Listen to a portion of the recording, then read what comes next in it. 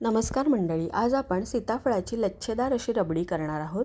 तीही अगदी झटपट आणि दसऱ्यासाठी तर तुम्ही नक्कीच करू शकता। मी इथे एका कढईत छोटी वाटी साखर घेतली आहे आणि अगदी मंद गॅसवर आपल्याला ही वितळवून घ्यायची आहे। त्यामध्ये तूप, पाणी असं काहीही घालायचं नाही आहे। फक्त गॅसची फ्लेम अगदी मंद ठेवायची आहे, कारण साखर पटकन जळू शकते म्हणून। आता ही बघा, त्याचा हलका अगदी केशरी रंग आला की आपली साखर कॅरमलाइज झाली।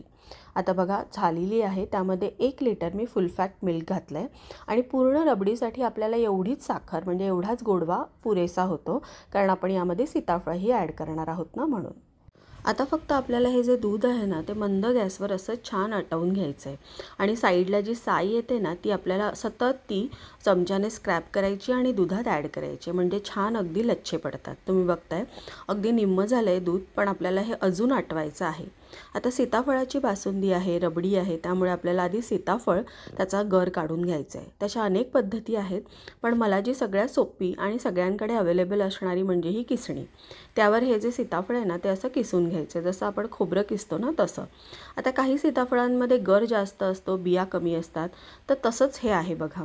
ह्याच्यामध्ये गर खूप आहे, म्हणजे पल्प, आणि ज्या बिया आहेत त्या अगदी थोड्या आहेत, पण त्या किसल्यावर बघा अगदी व्यवस्थित त्या मोकळ्या होतात। 2 सीताफळांचा आपला एवढा गर आला आहे आणि ह्या ज्या बिया आणि त्याचं वरचं कवर।